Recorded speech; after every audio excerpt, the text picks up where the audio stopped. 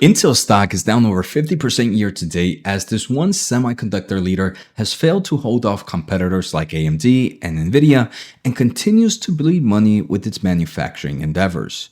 But despite all the negativity affecting Intel, there have been numerous rumors of money flowing in as an investment. Does Intel have some solutions that are worth investing in at these cheap prices? Talking about being cheap, you know what's free? Hitting that thumbs up and subscribe button. All jokes aside, in today's episode, we will do the following. First, take a closer look at some of the inflow of investment rumors.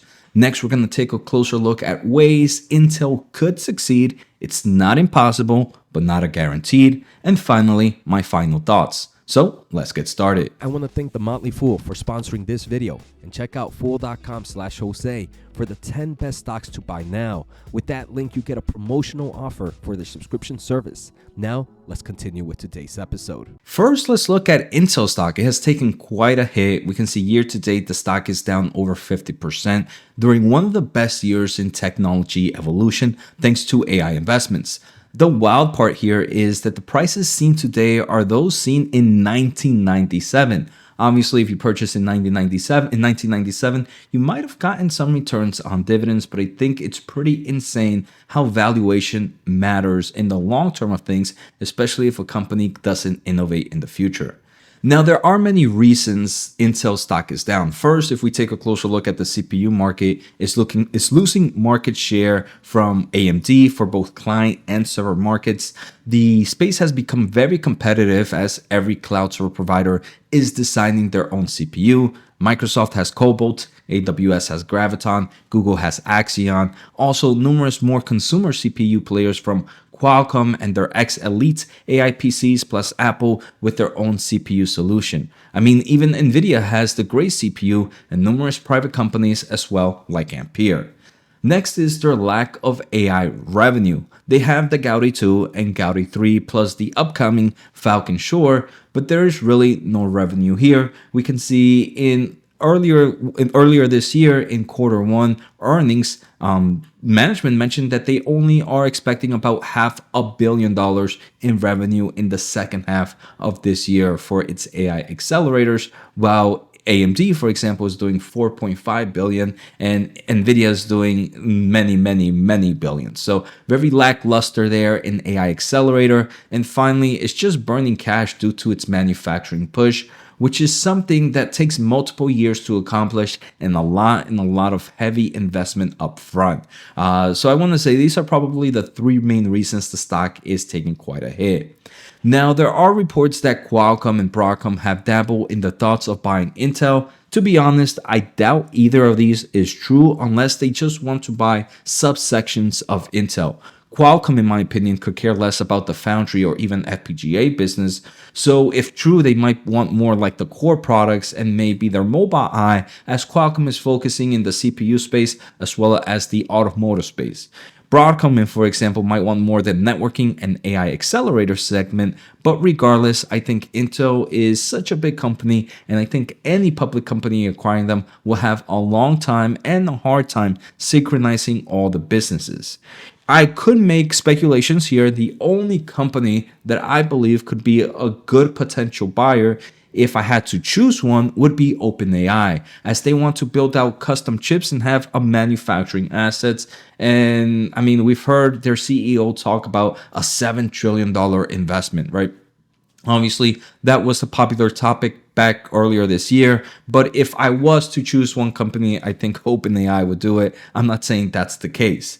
The only offer that I believe could be true in all these rumors and a good move for Intel moving forward is the investment of Apollo. So reports are that Apollo is offering $5 billion investment for some form of asset equity return. This isn't the first time, if true. In June of 2024, we did see a definite agreement under which Apollo managed funds and affiliates will lead an investment of $11 billion to acquire from Intel a 49% equity interest in a joint venture in Fab 34. For those curious, Fab 34 is the plant in Ireland, which is largely complete and is going to focus on high volume manufacturing of kind of updated CPU products, they are going to be using it for Intel 3 and Intel 4 nodes. So this is going to be for some form of advanced manufacturing. And I think if Apollo wants to do something similar, it's going to do it with the various plants that Intel has. I mean, they have plants in Ohio or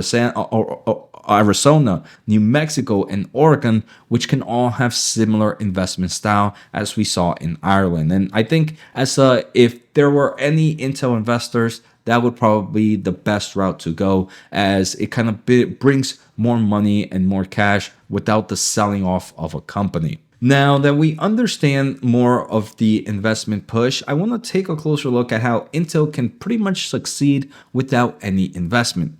Intel, in my opinion, the sure way to succeed is through the foundry business, and luckily it has some recent wins, improving the chance of success. But that doesn't mean that it will be successful. The foundry business takes time to get customers, then show results of customers, then continue to evolve your manufacturing capabilities to make sure you keep your customers. So it's a very, very difficult business.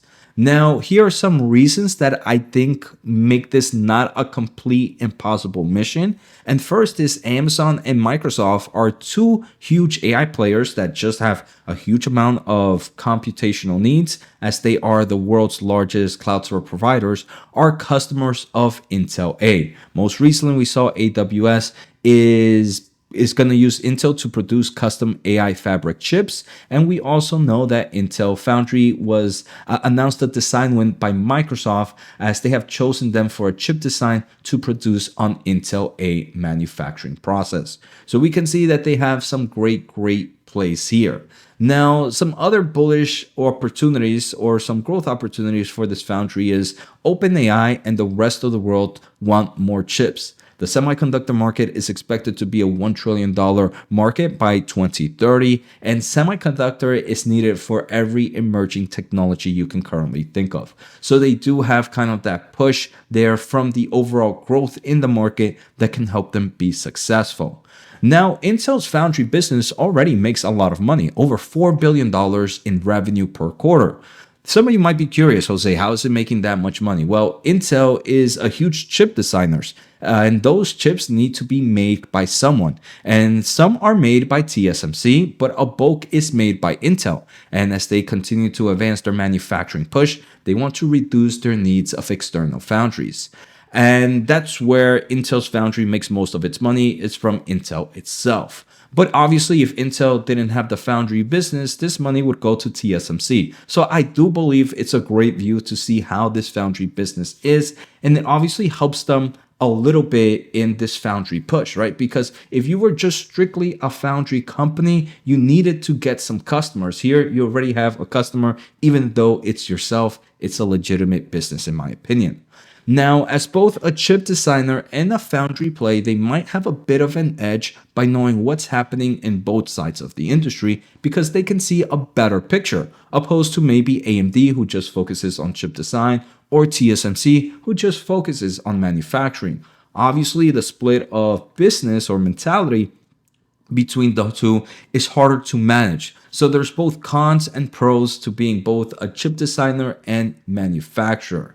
Now, another success for Intel is they are having success in advanced packaging, which is another crucial key to the future of chip manufacturing. We recently heard about Intel's optical I/O solution, followed by their glass substrate solution, which have become very important, especially as more chips are stacked on top of each other. You need strong substrate, like that made by glass, to reduce any bending and other imperfections. Finally, Intel has various advanced packaging solutions, as those needed by AI chips like Nvidia's H100, B200, and the list goes on and on. Now, the final reason I believe it's not impossible is Intel does have a huge backing from the United States government by providing loans, funding, tax credits, and more. I mean, the CHIPS Act gives Intel $8 billion in funding and I believe about $11 billion in potential loans.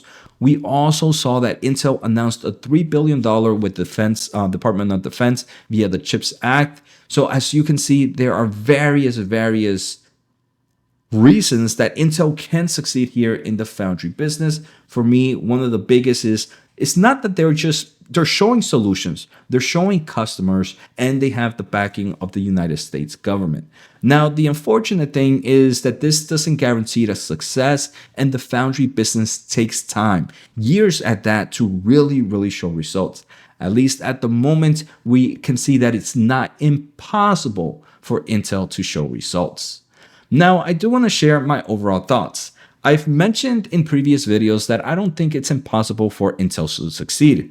Definitely has key figures behind it, just like I mentioned, and has a strong trend of the semiconductor growth. I've also said that this is either a dying investment or a huge winner. And some people laugh because they believe it's like me saying it's going to rain or it's not. And I believe that's not the case. It's more like saying in a few years, this place that I'm at right now will either be a heat blazing desert or a fruitful rainforest. It's not going to be a typical market return investment. The more unknowns and uncertainties, the bigger the range the outcome could be.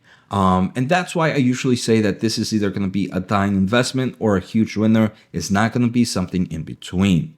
Now, for me, I still believe a far out the money and far out in time, at least maybe a year and 6 months option is the best play, as this will give it time to show the success of the foundry business or not, and also limit some of your loss and also kind of give you the opportunity to get some nice returns.